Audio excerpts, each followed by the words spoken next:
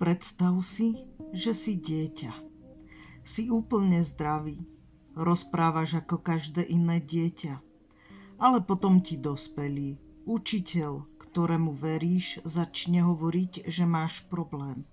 Že zle rozprávaš. Že kokceš. A ty tomu časom uveríš, až začneš skutočne koktať. Nie, toto nie je hororový príbeh. Toto sa naozaj stalo.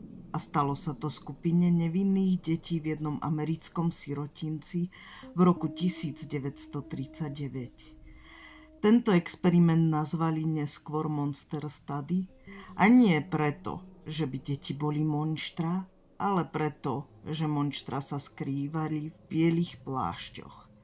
Za týmto experimentom nestal nejaký šialený pseudovedec. Práve naopak, Wendell Johnson bol jedným z najuznávanejších logopédov v USA. Sám celý život bojoval s koktaním a veril, že to nie je genetická chyba, ale psychologická reakcia na tlak alebo strach. V roku 1939 poveril svoju študentku Mary Tudor, aby overila jeho hypotézu. A tak vznikol plán na experiment, ktorý mal navždy zmeniť chápanie rečových porúch a zároveň zničiť nevinné detské duše. V detskom domove v štáte Iowa si dali za cieľ dokázať, že koktanie sa dá vyvolať aj u zdravého dieťaťa psychickým nátlakom. Nikto z detí nevedel, že sú súčasťou pokusu a nikto im nepovedal, že ich slova a myšlienky budú systematicky ničené. Do experimentu bolo vybraných 22 detí vo veku od 5 do 15 rokov. Všetky pochádzali z detského domova a boli nesmierne zraniteľné. Mary ich rozdelila do dvoch skupín. Skupina A, pozitívna. Tu boli deti, ktoré dostávali pochvalu. Skupina B, negatívna. Výchova založená na strachu. Zle rozprávaš, koktáš, tvoje slova sú zlé. Hovorili im, že niečo nie je v poriadku, aj keď bolo. Deti, ktoré dovtedy rozprávali plynulo, sa začali zamykať do seba. Začali sa hanbiť pred ostatnými. Niektoré prestali rozprávať úplne. Jedno z dievčat po rokoch povedalo, že po tomto experimente sa bala čokoľvek povedať. Tvrdila, že začala veriť, že je poškodená, že je len obyčajná chyba. Tento experiment netrval deň ani týždeň. Deti boli vystavené manipulácii celé mesiace. Bez súhlasu, bez vedomia, bez súcitu. Začali koktať a vedci si zapisovali výsledky. Keď sa experiment skončil, vedci odišli. Zavreli poznámky, zhodnotili dáta a pokračovali vo svojich akademických kariérach. Ale deti ostali. Niektoré začali koktať tak výrazne, že nedokázali dokončiť vetu. Iné sa zase uzavreli a prestali komunikovať. Z úplne zdravých detí sa stali vystrašené bytosti, ktoré sa báli každého slova. Žiadna terapia, žiadna náprava.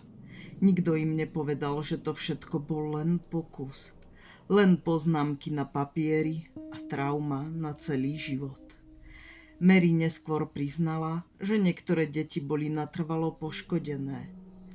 Ale dodala, že vedela o tom, aký to bude mať efekt, a to bol cieľ. Experiment nepublikovali. Vedeli, že by to vyvolalo pobúrenie. No vedci si výsledky nechali a používali ich pri výučbe ďalších generácií študentov. A zatiaľ, čo oni písali články, tie deti dospeli s pocitom, že sú pokazené. Niektoré mali problém s rečou až do dospelosti. Niektoré bojovali s depresiou. Jedna z nich povedala, že kvôli nim nikdy nehovorila pred ľuďmi. Nevyvolali koktanie, vyvolali hanbu a hanba ta dokáže rozbiť aj to, čo je vo vnútri úplne zdravé. Monster Study, ako to neskôr začali volať, ostal 10 ročia utajený, nepublikovaný, skrytý v archívoch. Nie preto, že by nemal výsledky, ale preto, že tie výsledky boli neospravedlniteľné. Po druhej svetovej vojne začal svet riešiť etiku experimentovania. Nacistickí lekári boli súdení za zneužívanie ľudí na pokusy. A vedci z Iovy sa začínali báť. Nie preto, čo urobili, ale preto, že by sa to mohlo prevaliť. A prevalilo sa to. V 70. rokoch sa k materiálom dostali novinári a výskumníci a zrazu sa svet dozvedel pravdu. Americkí vedci úmyselne poškodili zdravé deti, aby otestovali svoju teóriu. Reakcia bola šokujúca a zodpovední už dávno pracovali inde. Niektorí boli na dôchodku a iní boli mŕtvi. V roku 2001 sa štát Iowa oficiálne ospravedlnil všetkým obetiam. Niekoľko z nich dostalo finančné odškodnenie. Ale ako odškodníš dieťa, ktoré si presvedčil, že je pokazené? Ako vyliečiť dôveru, ktorú si raz zničil? Ospravedlnenie prišlo až po 62 rokoch, ale jazvy tie ostali. Monster Study nám pripomína, že psychický tlak môže spôsobiť skutočné dlhodobé poškodenie. Dôvera detí je krehká a nikdy by nemala byť zneužitá v mene vedy. Práve preto dnes existujú prísne etické pravidlá, ktoré chránia účastníkov výskumov, hlavne tých najzraniteľnejších.